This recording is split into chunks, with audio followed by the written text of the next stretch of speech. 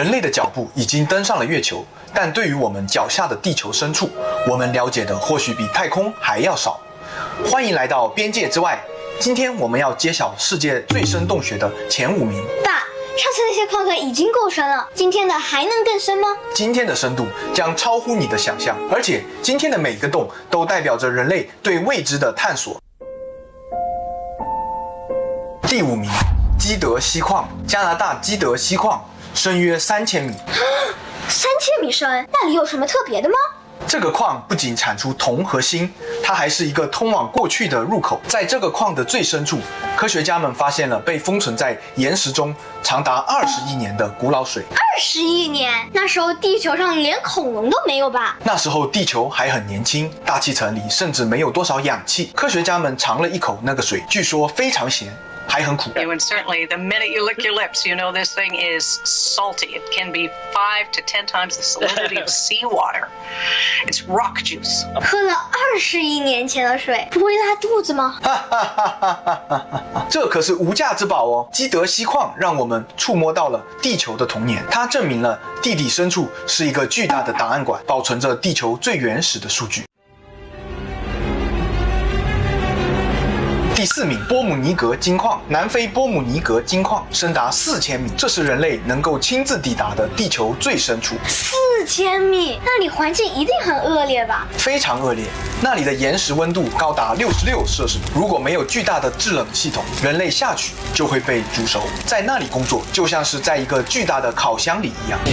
Now almost at 8,000 feet. For every 100 feet we drop, the rock gets 1 degree hotter. Every couple hundred feet it gets a little bit hotter, a little bit more pressure, and you can feel that inside your head.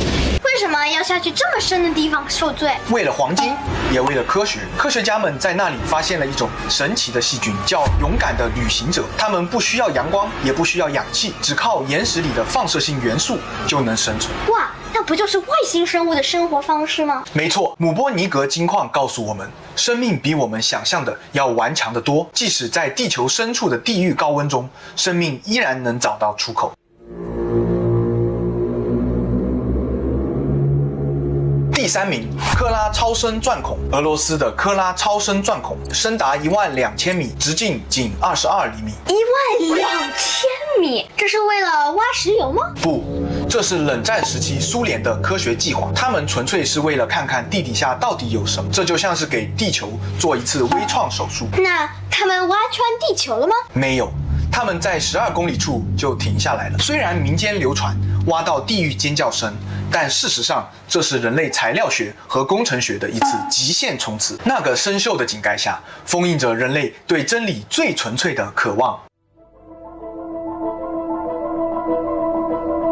第2名，汤加海沟。现在我们进入海洋的领域，很多人只知道第1名，但其实第2名位于南太平洋的汤加海沟，它的地平线深渊深达11000米，仅次于马里亚纳海沟，只差一点点哎。它和第1名有什么区别呢？区别可大了。如果说第1名是死寂的深渊，那么汤加海沟就是躁动的引擎。这里是地球上板块移动速度最快的地方之一，太平洋板块正在疯狂地俯冲到澳洲板块下面。疯狂俯冲，听起来好危险。没错，这里地质活动非常剧烈，频繁的地震和火山活动让这里的地形变得非常陡峭崎岖，充满了未知的凶险。它就像是地球这个超级系统正在全速运转的传动轴，而且汤加海沟里还藏着一个来自另一个世界的秘密。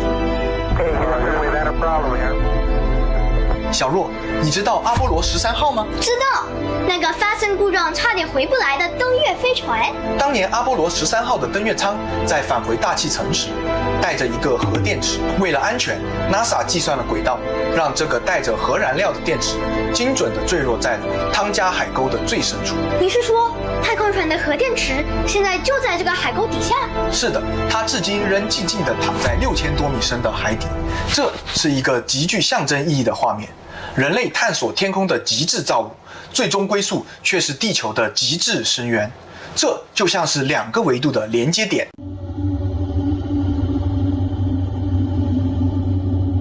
第1名，马里亚纳海沟。终于，我们来到了地球的最深处——马里亚纳海沟的挑战者深渊。深达11000米。这里比汤加海沟更深，那它是不是更可怕呢？恰恰相反，相比于汤加海沟的躁动，这里异常安静。这里的底部覆盖着厚厚的硅藻泥，像是一层柔软的地毯。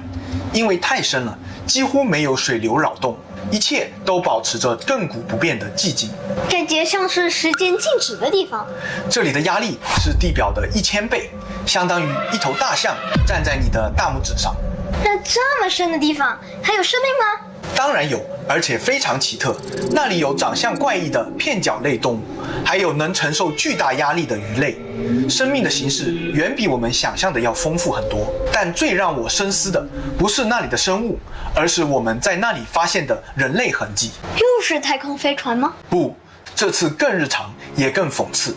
科学家在地球最深、最人迹罕至的马里亚纳海沟底部发现了一个塑料袋。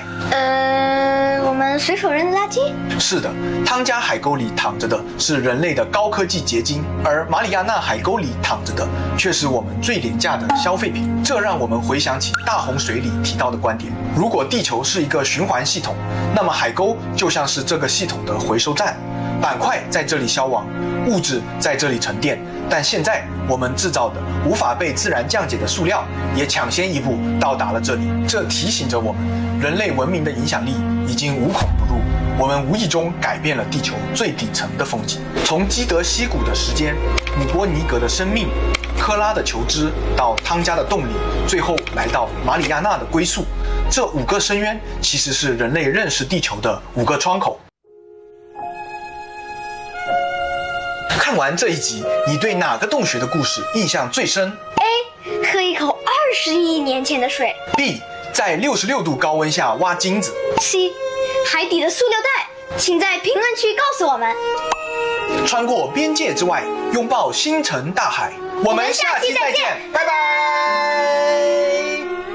请不要错过洞穴系列的上集，点击左上方的内容。如果您喜欢边界之外的其他内容，请点击右上方的大洪水。See you next time，拜拜。